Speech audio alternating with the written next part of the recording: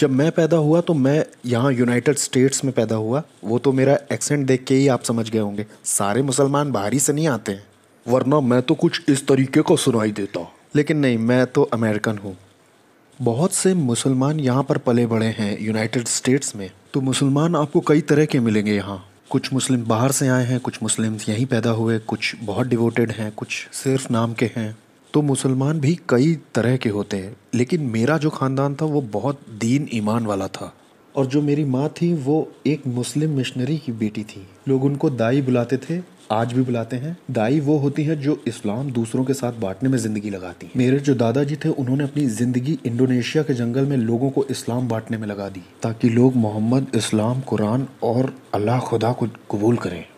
तो मेरी माँ भी एक डिवोट मुस्लिम मिशनरी की बेटी होने की वजह से, तो वो भी जब यूनाइटेड स्टेट्स में आई तो उन्होंने भी कोशिश की एक ऐसा परिवार बनाने की जो बहुत धार्मिक हो। वैसे ये भी बता दूं कि मेरी जो दादी थी वो भी एक मुस्लिम मिशनरी थी युगांडा में, जहाँ पे उनके भी जो वालिद थे वो एक फिजिशियन भी थे और एक मुस्लिम प्रीचर भी थे। कुछ इस तरह के लोग जिन्होंने इस्लाम प्रीच करने में अपनी ज़िंदगी लगा दी हो। और मेरी माँ की तरफ से ऐसी विरासत मुझे मिली है जो कि बहुत बहुत दीनदार थे। मेरे वालिद 70 के दशक में पाकिस्तान से आए थे जिस दिन एल्विस मरा था। सोचिए उन्हें अमेरिका के बारे में कितनी नॉलेज होगी। जब उन्होंने लैंड किया तो उन्होंने न्यूज़पेपर देखा कि यहाँ का राजा मर गया। उन्होंने कहा, कसम से मुझे लगता था कि यहाँ तो डेमोक्रेसी होगी, लगता है मुझे फिर से समझने की ज़रूरत है। सोचिए वो कुछ इस तरह के थे। वो बहुत ही सीधे थे और अपनी तहजीब से बहुत मोहब्बत करते थे और अपने ख़ानदान से भी। तो जब मैं पैदा हुआ तो मेरी माँ ने ही मुझे बताया कि कैसे एक डिवोट मुस्लिम लाइफ जीते हैं, जो कि हम कौन हैं इसका बड़ा ही अहम हिस्सा था। और इसका असर ये हुआ कि मुझे बहुत छोटी उम्र में ही कुरान के कुछ हिस्से बताए गए। जब मैं महज 7 साल का था मैंने अरबिक भाषा में कुरान के आखिरी के 7 चैप्टर से याद कर लिए थे। और ये कोई एबनॉर्मल बात नहीं है, ये तो आपको करना ही होता है। जब आप अपनी रोज़ की दुआएं करते हैं, जो कि ईमानदार मुस्लिम्स करते ही हैं, तो आपको कुरान के कुछ हिस्से दोहराने ही होते हैं। मेरे जो वालिद थे वो हम सबको दुआओं में ले चलते, तो हम सुनते थे उनके मुंह से। अगर आप उन्हें रोज़ सुनते रहे तो वो आपको धीरे धीरे याद हो ही जाएंगे। तो मुसलमान होने के नाते मैंने ऐसा किया और 5 साल की उम्र में मैंने पढ़कर ख़त्म कर दी पूरी कुरान। एक ईमान वाले मुसलमान होने का यही मतलब है कि आप ज़्यादा से ज़्यादा स्क्रिप्चर्स याद करें और हर चीज़ में खुदा को याद करें। मैं बस आपको एक आइडिया दे रहा हूँ कि बचपन में कैसा लगता है। यहाँ यूनाइटेड स्टेट्स में मेरी माँ ने मुझे सिखाया कि नबील, तुम्हें मोहम्मद के ट्रेडिशंस को मानना ही होगा। आइए ये बताता हूँ ये कैसा दिखता है। सबसे पहले जब आप सो के उठते हैं सुबह, अपना बिस्तर भी छोड़ने से पहले मुझे एक दुआ पढ़नी होती थी। अल्हम्दुलिल्लाहिल्लज़ी अहयना बअदमा अमातना व अलैहि नुशूर। किसी को अन्य भाषा जैसा तो नहीं लग रहा है? वैसे मुझे नहीं मालूम था कि इसका मतलब क्या है। मुझे कभी किसी ने बताया नहीं कि इसका ट्रांसलेशन है क्या। इन दुआओं को दोहराने से अरबिक में बस घर में बरकत रहेगी, हम पर और हमारे परिवार पर। जानते हैं इस दुआ का मतलब क्या है? उसकी तारीफ हो जिसने मुझे ज़िंदगी दी, जिसके कारण मैं मरूंगा और जो मुझे दोबारा ज़िंदा करेगा। तो ये एक दुआ है जिसमें हम खुदा का शुक्रिया अदा करते हैं कि वो हमें रिजरेक्शन भी दिखाएगा। लेकिन इसी दुआ का ये भी मतलब है कि जिसने हमें नींद दी उसी ने हमें उठा दिया है, उसका शुक्रिया हो। मुझे तो नहीं मालूम कि मुझे कैसे जगना चाहिए, लेकिन वही मुझे जगाता है और एक तरह से दोबारा ज़िंदगी देता है। कुछ इस तरह का माइंडसेट एक मुसलमान का होता है, हर चीज़ में अल्लाह को याद करना और बिस्तर छोड़ने से पहले भी। और जब मैं बिस्तर से उतरूँगा और बाथरूम की ओर चलूँगा तो मेरे मन में रिचुअल्स चलते रहेंगे, क्योंकि जब मैं दरवाजे को पार कर रहा होऊंगा तो मुझे अपने लेफ़्ट लेग को आगे रखना है, ना कि राइट वाले पैर को। और ये मैं इसलिए करता था क्योंकि मोहम्मद ने ऐसा बताया है कि तुम जब भी बाथरूम जाते हो तो लेफ़्ट पैर को आगे रखना, ना कि राइट को। और जब मैं सिंक तक पहुंचता हूं तो मैं अंदर ही अंदर दोहरा रहा हूं जब मैं वज़ू कर रहा हूं। और इसी वक्त मैं अपने आप को 5 दुआओं में से एक को करने के लिए अपने आप को तैयार कर रहा होता हूं और अरबी में चीज़ों को भी दोहरा रहा हूं। वैसे घर पे मेरा परिवार अरबी नहीं उर्दू बोलता है, जो कि पाकिस्तान की भाषा है। लेकिन क्योंकि मोहम्मद अरबी बोलते थे इसलिए हम सब ने अरबी में याद किया और इस तरह से हम दिखाते थे कि हम खुदा की इज़्ज़त करते हैं छोटी छोटी बातों में। और इन बातों को दोहराते दोहराते मैं अपने दुआ की दरी तक, जो किचन के सामने होती थी, पहुंच जाता और दिन भर की 5 दुआओं में से पहली दुआ करता, फजर की दुआ। इस दुआ से पहले वाली एक दुआ थी वो बोलनी है, फिर उस दुआ के बाद वाली दुआ बोलनी है। इस तरह से बहुत सारी दुआ होती थी और पूरे दिन में यही हुआ करता था, घर छोड़ने से पहले बस दुआ ही बोलते रहना। और जब मैं पहली बार स्कूल गया तो मेरी माँ ने मुझे मेरी पहचान का एक दूसरा हिस्सा भी बताया। आधा हिस्सा तो ये था कि मैं एक ईमान वाला मुसलमान हूँ। मेरी माँ जो कि पाकिस्तान से आई थी वो वेस्ट को जानती थी कि वो एक क्रिश्चियन कंट्री है। जो भी लोग बाहरी देशों से वेस्ट में आते हैं वो अमेरिका को देखते हैं और कहते हैं ये है क्रिश्चियन देश। तो वो लोग जो कुछ देखते हैं टीवी पर या पब्लिक में या चारों ओर लोगों को करते हुए वो उसको थोप देते हैं क्रिश्चियनिटी के ऊपर। तो जितनी भी अश्लीलता और अनैतिकता आप देखते हैं सड़कों पर, पिक्चरों में या बीच पर किस तरह से लोग कपड़े पहनते हैं, एक औसत दर्जे का मुसलमान जो बाहर से आया वो इन सब का जिम्मेदार क्रिश्चियनिटी को मानता है। वो और किसको? तो मेरी माँ ने ही मुझे बताया कि नबील तुम्हें तैयार होना होगा क्रिश्चियनिटी के खिलाफ। तुम्हें यह जानना होगा कि इस्लाम सच्चा क्यों है, और अगर कोई तुमसे कभी पूछता है तो तुम्हें तैयार रहना होगा कि तुम कारण भी बता सको कि क्यों इस्लाम का ईमान सच्चा है। और तुम्हें इतना लायक बनना होगा कि तुम चैलेंज कर सको और लोगों को दिखा सको कि क्यों क्रिश्चियनिटी झूठी है। इसलिए बहुत छोटी उम्र से ही मैंने उन किताबों को, चीज़ों को पढ़ना शुरू किया जिसमें मैं बाइबल की आयतों से लोगों को ये दिखा सकता था कि क्यों गॉस्पेल झूठा है। जब मैं स्कूल पहुंचा तो दोस्तों से मेरी बातें होती थी इस बारे में। मैं 11वीं क्लास की एक बात आपको बताता हूँ। ये तब हुआ जब मैं लैटिन भाषा की क्लासेस कर रहा था। मेरे आगे वाली सीट पे एक लड़की बैठा करती थी जिसको मैं थोड़ा पागल समझता था। हर वक्त उसके चेहरे पर अजीब सी शांति रहती थी, मन करता था थप्पड़ मार के जगाऊं। जब वो आपसे बात करेगी तो वो बड़े जोश और जुनून के साथ बात करेगी। हमें लग रहा था कि वो पागल है, लेकिन वो तो खुदा की अग्नि से जल रही थी। लेकिन अगर आपको इसका मतलब नहीं मालूम तो आप नहीं समझ पाएंगे। एक दिन वो मुड़ी और उसने मुझसे कहा, मैं तुमसे एक सवाल पूछूं नबील? मैंने कहा बिल्कुल पूछो। उसने पूछा, तुम जानते हो यीशु कौन है? और मैं तो तैयार था ही, मैं तो इस सवाल के जवाब को मानो लिखे बैठा था। मैंने कहा, बेत्सी मैं जानता हूँ कि यीशु कौन है। उसने मुझे देखा। मैंने कहा कि कुरान मुझे बताती है कि यीशु कुंवारी से जन्मा था, और कुरान मुझे ये भी बताती है कि यीशु सबसे ज़्यादा चमत्कार करने वाले इंसानों में से था। कुरान मुझे ये भी बताती है कि यीशु ने कोढ़ियों को चंगा किया, अंधों को आंखें दी और मुर्दों को भी जिंदा किया। और कुरान ये भी बताती है कि यीशु ही वो मसीहा था। और मैं एक मुस्लिम हूँ इसलिए जानता हूँ कि वो ही आखिरी में आएगा और अंत की शुरुआत करेगा। वो मुझे अपनी बड़ी बड़ी आंखों से देखने लगी क्योंकि मैंने थोड़ा ज़्यादा बोल दिया था। तो मैंने दोबारा शुरुआत की। मैंने कहा, बेत्सी लेकिन मैं ये भी जानता हूँ कि यीशु खुदा नहीं है। उसने कहा, नबील नहीं, यही तो सबसे अहम बात है कि यीशु खुदा था। मैंने कहा, सच में? तुम्हें ऐसा लगता है? उसने कहा, हाँ। मैंने कहा, तुम्हारे ईमान में क्या ये मानना ज़रूरी है कि यीशु खुदा था? उसने कहा, हाँ। मैंने कहा, चलो ठीक है, मैं थोड़ी देर के लिए मान लेता हूँ कि चारों गॉस्पेल सही हैं। मैं जानता हूँ कि इंजील में गड़बड़ हो गई है और उस पर भरोसा नहीं किया जा सकता, लेकिन फिर भी मैं मान लेता हूँ कि गॉस्पेल सही है और उसमें जो कुछ लिखा है हमेशा से सही लिखा है। लेकिन गॉस्पेल में यीशु ने खुद कहाँ कहा है कि मैं खुदा हूँ? उसने थोड़ी देर सोचा। उसने कहा, इस बारे में क्या? कि उसने कहा, मैं और पिता एक ही हैं। मैंने कहा, इस बात का ये मतलब नहीं है कि वो कह रहा है कि मैं खुदा हूँ। मैंने कहा कि उसने बताया तो है कि वो क्या कहना चाह रहा है, कि मैं दुआ करता हूँ कि चेले उसी तरह से एक हों जैसे कि मैं और मेरा पिता एक हैं। तो उसका मतलब ये नहीं कि मैं और पिता एक जैसे हैं, ना वो ये कह रहा है कि मैं खुदा हूँ। वो तो आत्मा में एक होने की बात कर रहा है कि चेले भी आपस में आत्मा में एक रहें, जिस तरह से वो पिता के साथ आत्मा में एक है। मैंने कहा, बेत्सी अगर तुम सचमुच जानना चाहती हो कि यीशु ने अपने लिए क्या कहा है तो मरकुस के इंजील में देखो। जब किसी ने उसे छुआ तो उसने कहा कि किसने मुझे छुआ?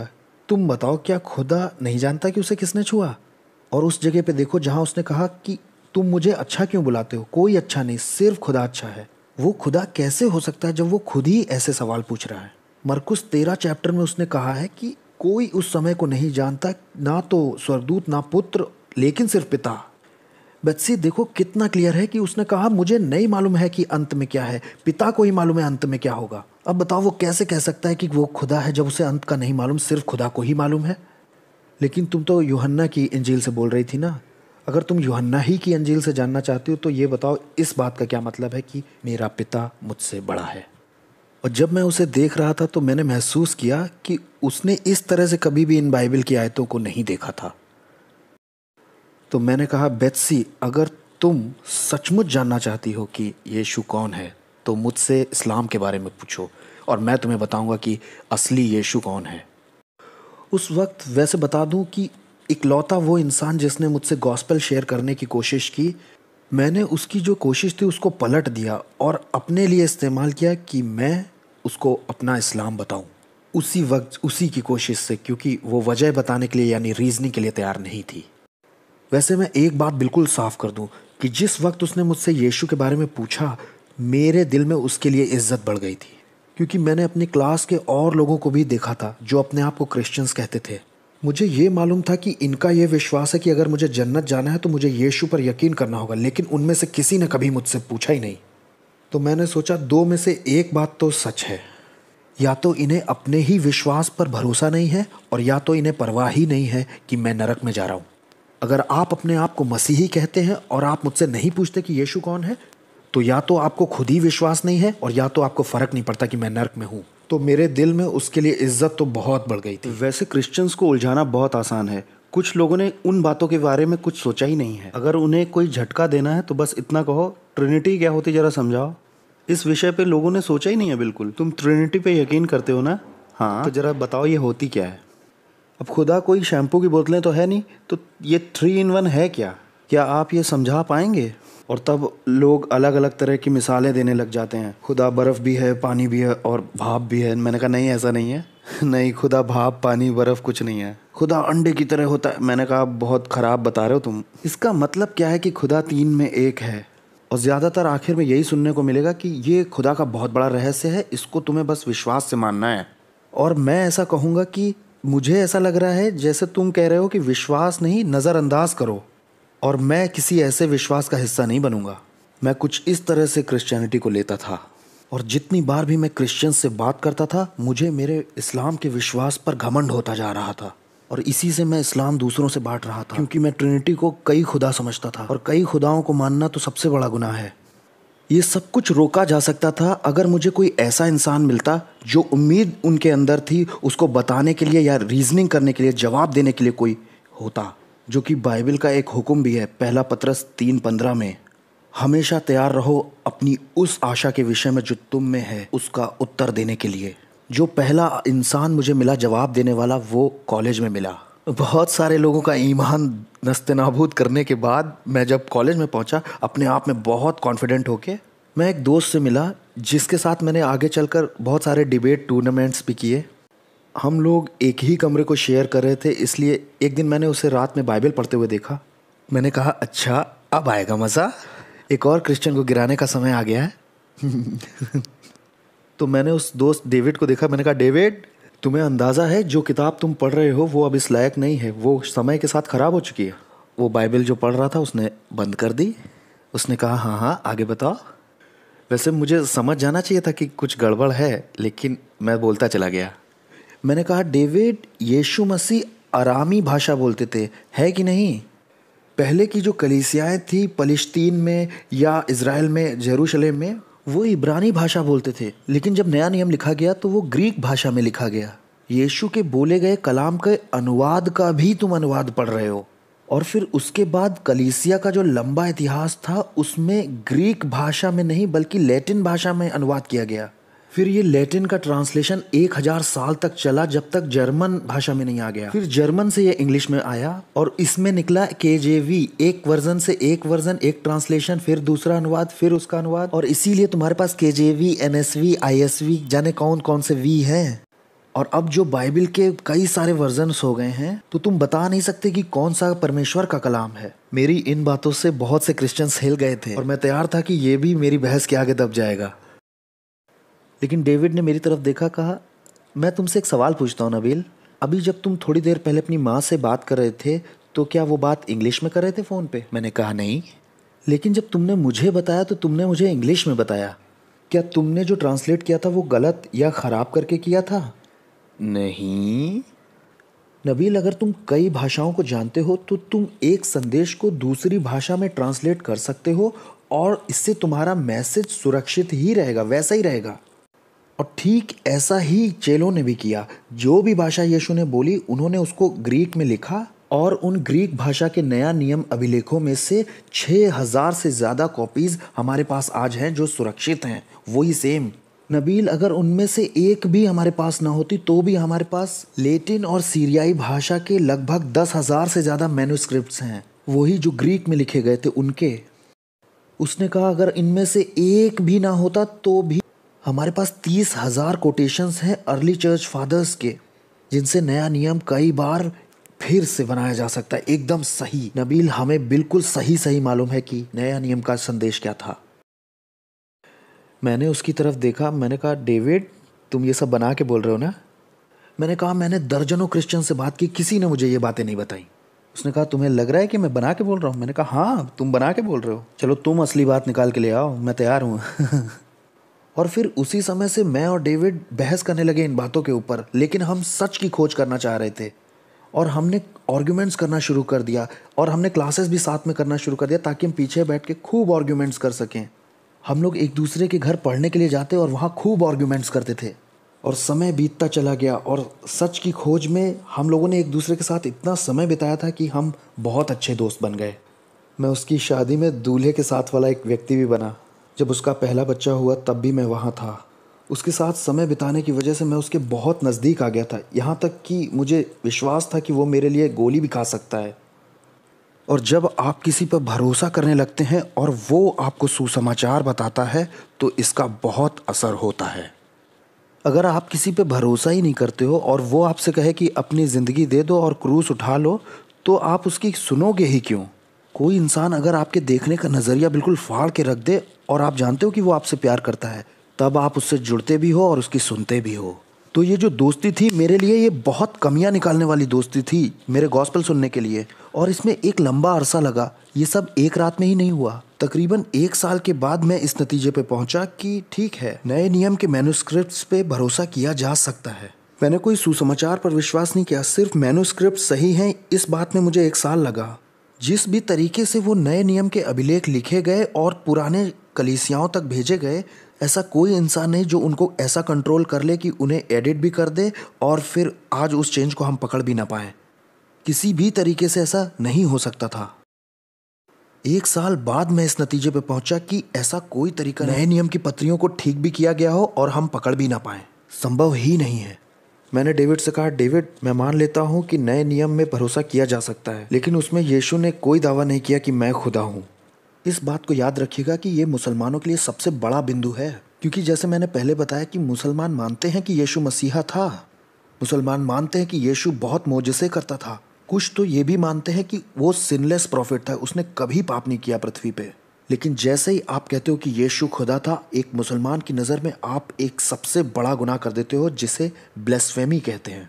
कुरान साफ कहता है चैप्टर 4 171 और चैप्टर 5 72 में, अगर तुमने ये माना कि यीशु खुदा है तो तुम नर्क में ही जाओगे।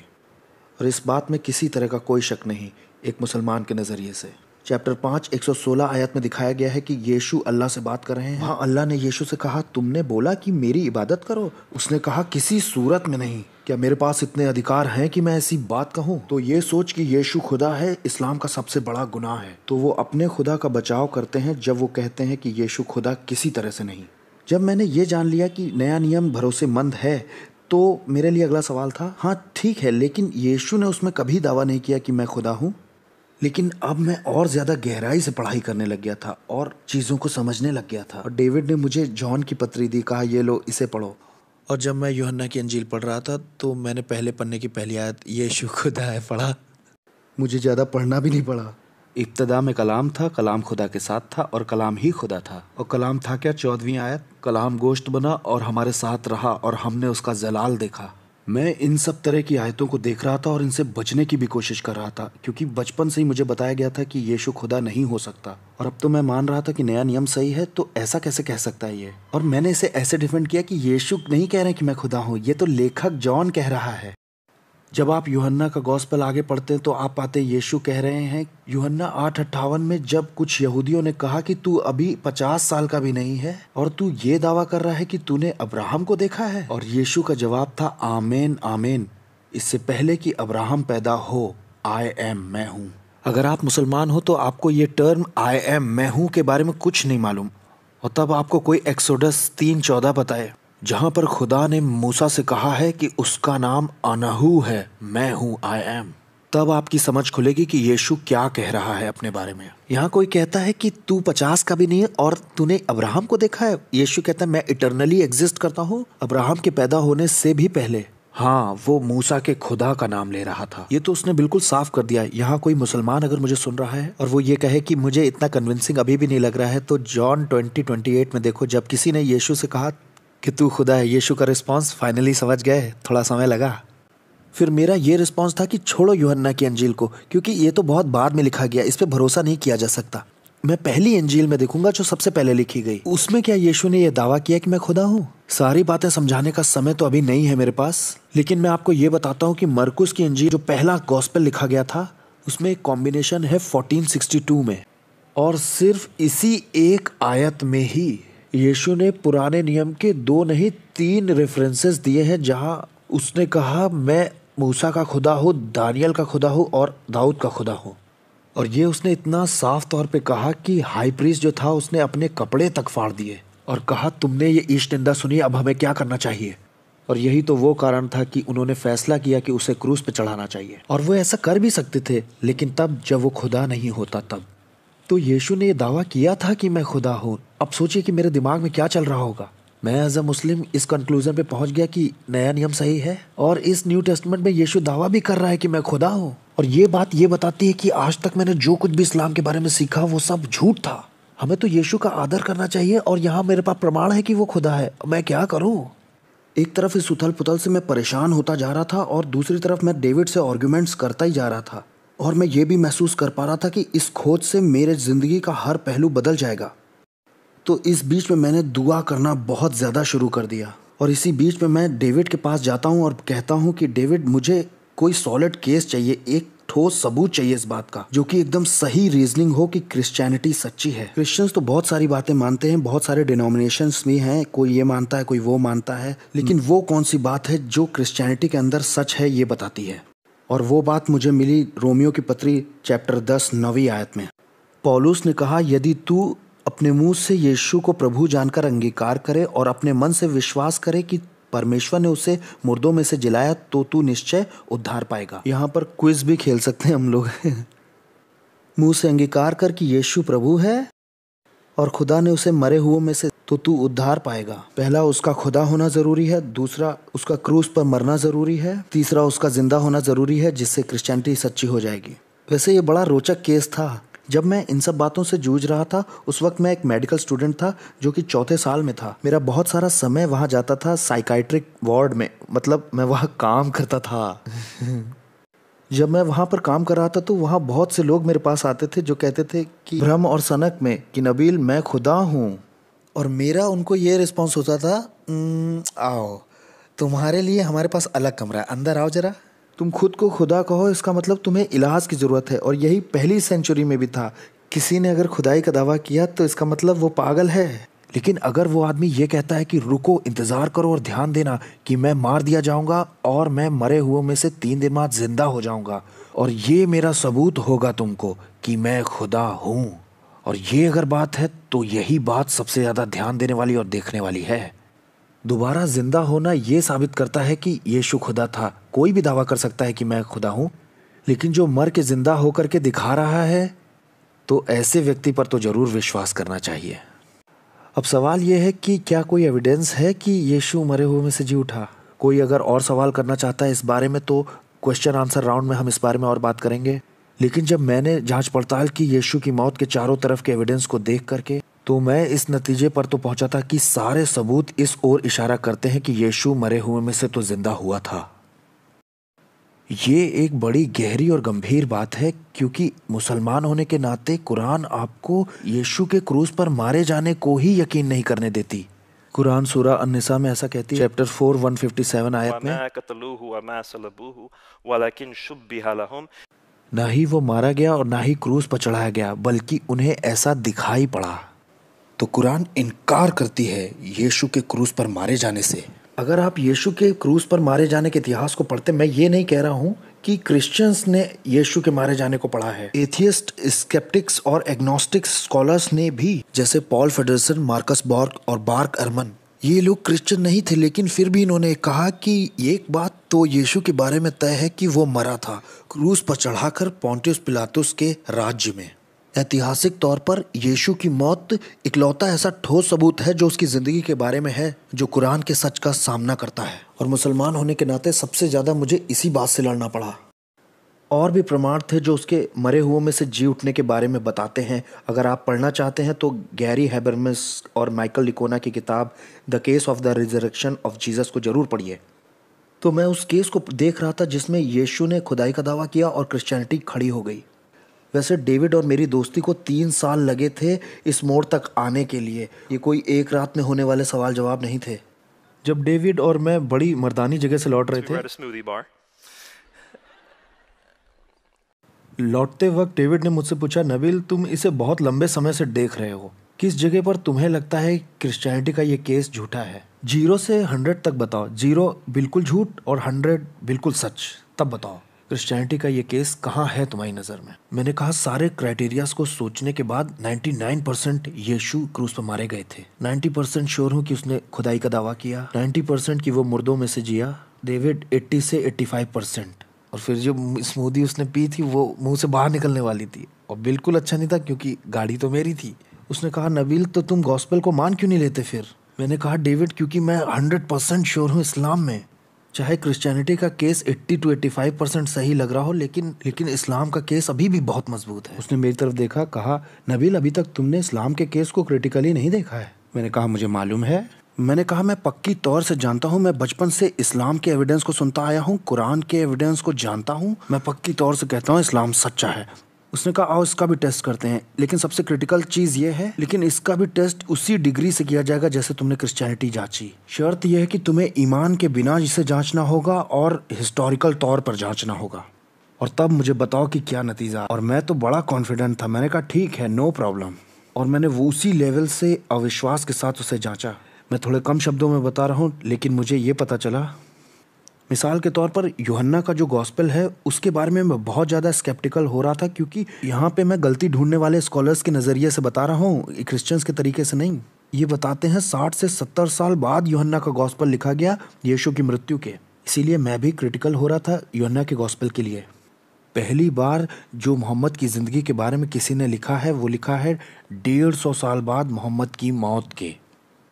और जिस इंसान ने वो लिखा था वो किताब तो खो चुकी है। हमारे पास एक इंसान है जिसने उस किताब के कुछ हिस्से को बचा लिया था। उस इंसान ने ऐसा कहा है कि मैंने इस किताब का थोड़ा सा ही हिस्सा बचाया क्योंकि आगे का जो हिस्सा था वो सच नहीं लग रहा था। तो पहला जो एविडेंस था मोहम्मद के लाइफ का, वो बहुत बहुत बाद में आता है यीशु का जो एविडेंस उसकी लाइफ के बारे में दिया है उससे। और जो इंसान उसे बचाता है वो क्लेम करता है कि ये अनरिलायबल लग रहा है।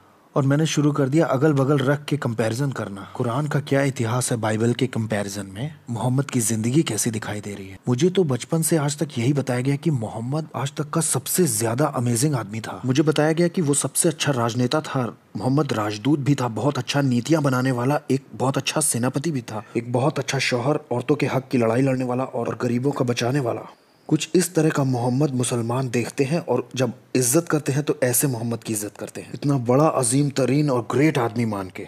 जब मैंने इतिहास के सबूतों को उठाकर पढ़ा जो बाद में लिखे गए थे और सच नहीं लग रहे थे, वो वाले नहीं, जब मैंने देखा इतिहास में क्या कहा गया है, ये मोहम्मद जो इतिहास के पन्नों में दिया है वो बहुत अलग है उस मोहम्मद से जो मुसलमानों के दिलों में है। मैंने कहा मुझे इन दोनों में से किसी एक को ही मानना होगा। अगर मैं ईमानदारी बरतूं और डेविड के चैलेंज को सही से फॉलो करूं, हिस्ट्री के एविडेंस को क्रिटिकली देखूं, तो मुझे यकीन करना पड़ेगा कि मोहम्मद कुछ इस तरह का हुआ करता था, एक मार काट करने वाला।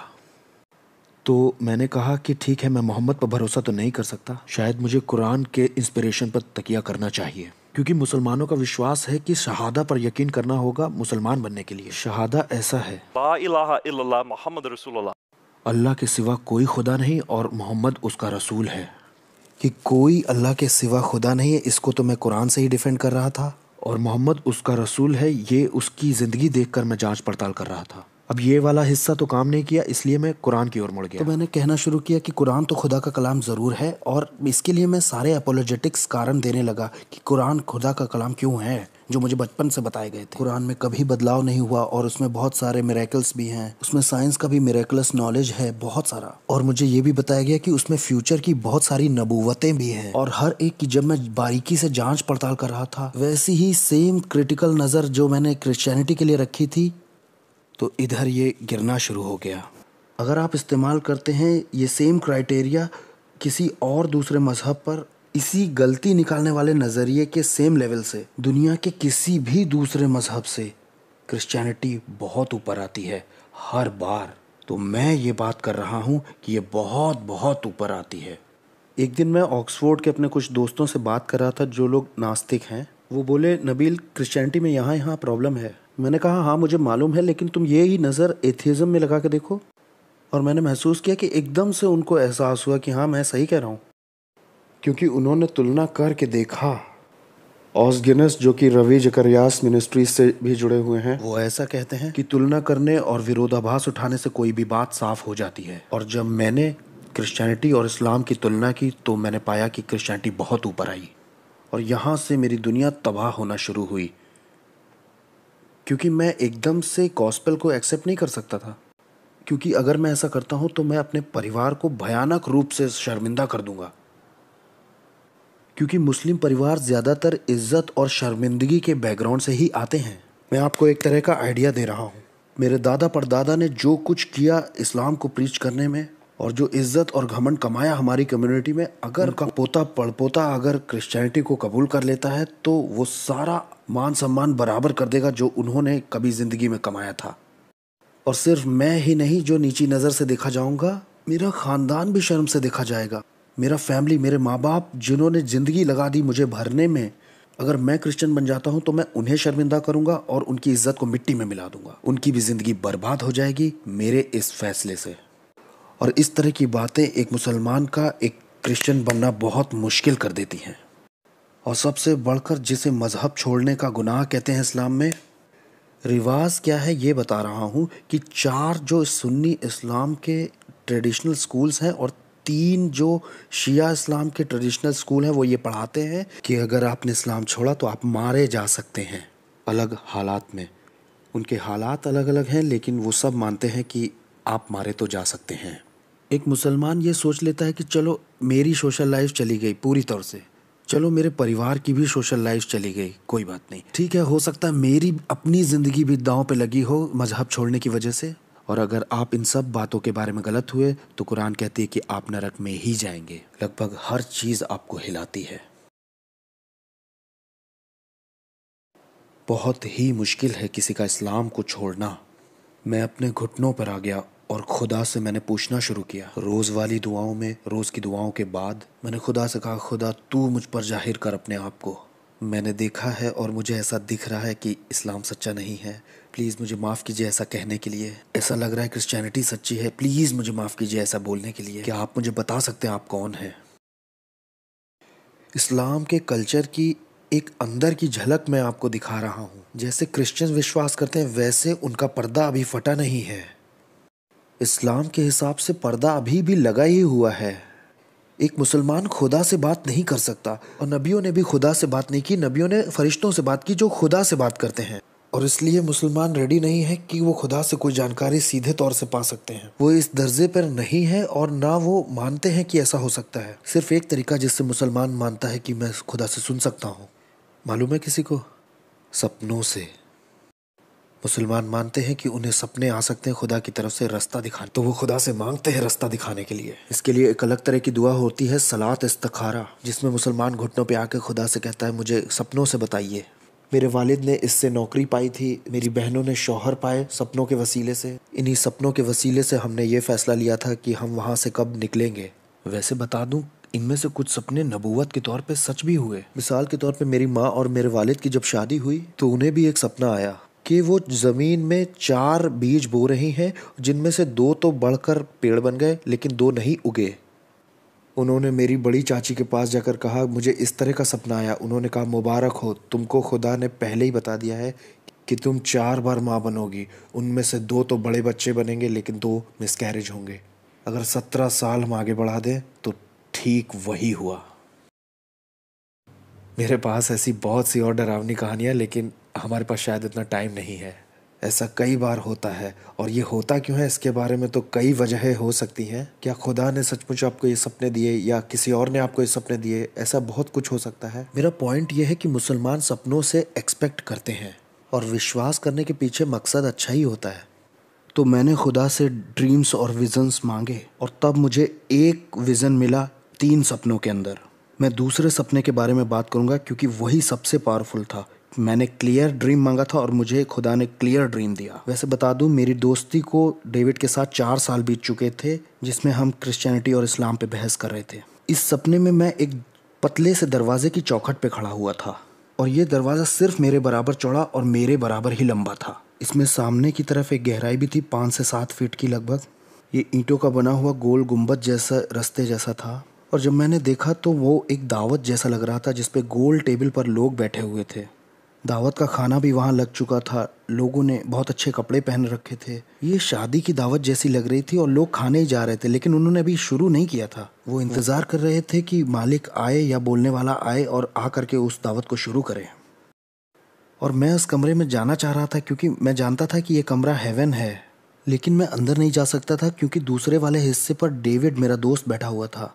वो मेरी तरफ नहीं देख रहा था, वो दूसरी तरफ हाथ हिला रहा था। उसने रास्ता ब्लॉक किया हुआ था और मैं उसको पार नहीं कर सकता था। अब मैं अपने सपने में उससे कहता हूँ कि मुझे लग रहा था कि हम दोनों साथ में खाने वाले हैं, और उसने कहा, तुमने अभी तक जवाब ही नहीं दिया। उस सपने में मुझे पता था कि मुझे डेविड के इनविटेशन का जवाब देना था स्वर्ग के अंदर जाने के लिए। जहाँ मैं पगलाया मैं वो बताता हूँ। उठने के बाद मैंने डेविड को फ़ोन किया। मैंने डेविड से पूछा, तुम्हें क्या लगता है इस सपने का क्या मतलब है? पहली बार मैंने किसी की आंखों को फ़ोन पे घूमते हुए सुना। उसने कहा, नबील, ये सपना बिल्कुल साफ है। मुझे ज़रूरत नहीं कि मैं तुम्हें इसका मतलब बताऊं, बस बाइबल में जाओ। मैंने कहा, क्या मतलब? उसने कहा, लूका 13 में देखो। वैसे डेविड को उसके स्क्रिप्चर्स पता थे। उसने मुझे एक बाइबल भी दी थी, स्टडी बाइबल थी वो। मैंने लूका 13 खोला, वहाँ बड़े बड़े शब्दों में लिखा था, पतला दरवाज़ा। और जैसे ही मैंने उसे पढ़ा, मेरे दिल ने धड़कन रोक दी, क्योंकि मेरे सपने में सबसे पावरफुल सिंबल तो वही था। और मैंने उसे पढ़ना शुरू किया। मैं छोटा करके बता रहा हूँ। वहाँ ये लिखा था, यीशु गांव-गांव नगर नगर होकर उपदेश करता हुआ जा रहा था। तब चेलों में से किसी ने पूछा, क्या उद्धार पाने वाले थोड़े ही होंगे? उसने उनसे कहा, उस पतले दरवाजे से अंदर जाने की पूरी कोशिश करो, क्योंकि बहुत से लोग कोशिश करेंगे लेकिन थोड़े ही जा सकेंगे। और तुम बहुत से लोगों को शादी की दावत में बैठे हुए जन्नत में देखोगे। अंदर जाने की पूरी कोशिश करो जब तक मालिक नहीं आ जाता और दरवाज़ा नहीं बंद करता। मैंने बाइबल का यह हिस्सा पहले कभी नहीं पढ़ा था, और मैं समझ गया कि खुदा ने मुझे एक ख्वाब दिया है जिसमें मैं ही उस तमसील के बीच में खड़ा हूँ। तो मैंने ऊपर देखा और कहा, खुदा, मुझे एक और सपना दे। Don't judge me, Christians. तो मैंने एक सपना मांगा और खुदा ने मुझे एक सपना और दिया। और जब वो गर्मियाँ ख़त्म हो रही थी तो मुझे याद है, ये मेरे मेडिकल स्कूल का तो दूसरा साल था। जब डेविड से मेरी पहली बार बात हुई तब मैं कॉलेज के पहले साल में था, और अब मेडिकल स्कूल की सेकेंड ईयर की शुरुआत में मुझे 3 ख्वाब खुदा की तरफ से आ चुके हैं। मेरे पास पक्के सबूत भी हैं, मुझे पर्सनल गाइडेंस भी मिल गया है। मैं अभी भी लेकिन बदला नहीं हूँ। जानते क्यों? गाड़ी चलाते हुए मेडिकल स्कूल जा रहा था तो मैंने खुदा से कहा, खुदा, मुझे मालूम है कि मुझे क्या करना चाहिए, लेकिन मुझे शोक करने के लिए समय चाहिए। वैसे मैं बहुत रो रहा था, पूरी तरह से टूट गया था। इस हालत में स्कूल नहीं जाना चाहिए। तो मैं अपने अपार्टमेंट में वापस आ गया। मैं नहीं जानता था उन दिनों में मैं क्या कर रहा हूँ, लेकिन मैंने कुरान और बाइबल बाहर निकाली। मैंने कहा, खुदा, मुझे थोड़ी राहत दे। मैंने कुरान पढ़ना शुरू किया, और मैंने पहली बार उसे किसी पढ़ाई लिखाई के पर्पज़ से नहीं बल्कि पर्सनल गाइडेंस के लिए पढ़ना शुरू किया था। जब मैं राहत पाने के लिए देख रहा था उसे, तो मैंने महसूस किया कि कुरान में एक भी ऐसी आयत नहीं है जो एक जख्मी इंसान के दिल को राहत दे, एक भी नहीं।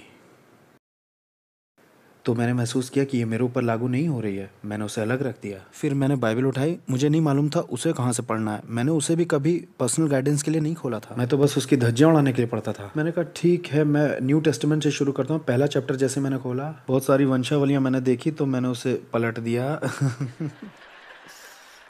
मैं मुसलमान था, मेरे पास बहाना है। आपका क्या है मुझे क्या पता। तो मैंने वंशावलियाँ पलट दी, और ज़्यादा समय नहीं लगा, मैं मैथ्यू 5 तक पहुँच गया। वहाँ लिखा था, धन्य हैं वो जो शोक करते हैं, क्योंकि उन्हें राहत मिलेगी। और जैसे ही मैंने उन शब्दों को पढ़ा, मुझे लगा इससे कि पन्ने में से बिजली निकली और मेरे दिल में आके घुस गई हो। मुझे कुछ ऐसा ही लगा था। उसे पढ़कर मैंने सोचा कि यीशु ने ये मेरे लिए बोला है, इन लोगों को भूल जाओ, ये मेरे लिए यीशु ने 2000 साल पहले बोला है। ईमानदारी से कहूँ तो हर एक आयत जो मैं पढ़ रहा था, ऐसा लग रहा था मुझसे बाइबल बात कर रही है।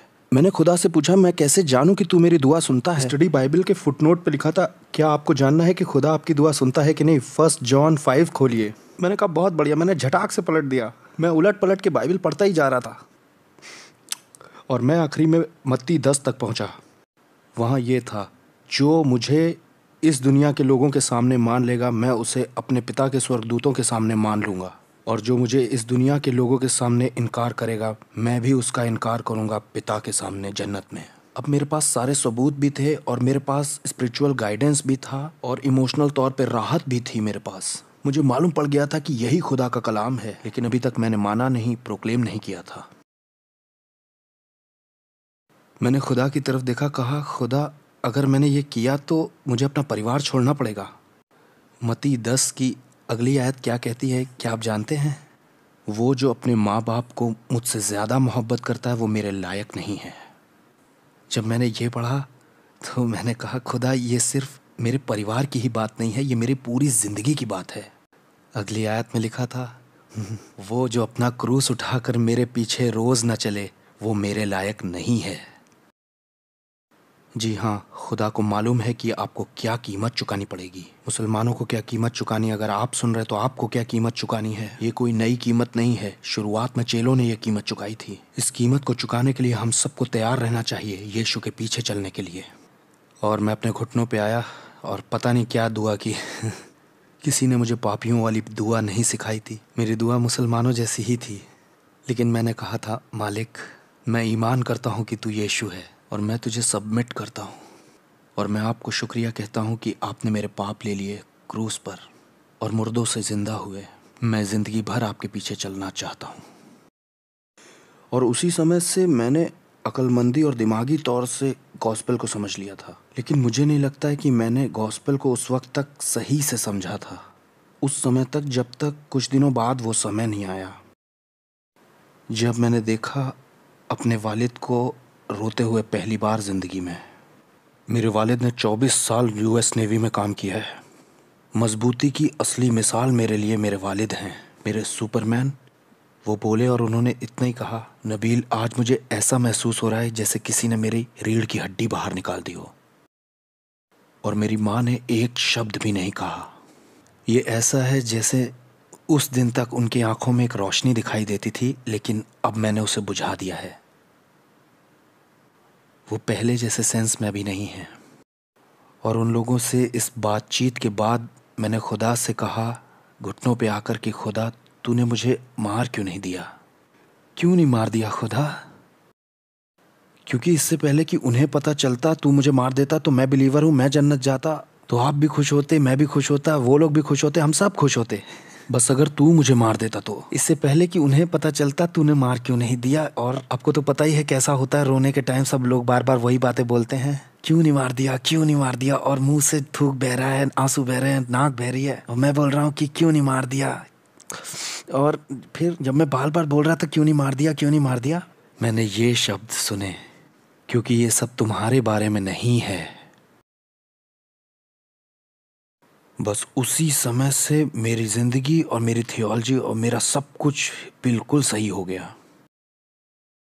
फिर मैं वहाँ से खड़ा हुआ, मैं बाहर निकला। वैसे इसमें पूरी रात निकल गई थी रोते रोते, तो ये अगली सुबह हुआ था।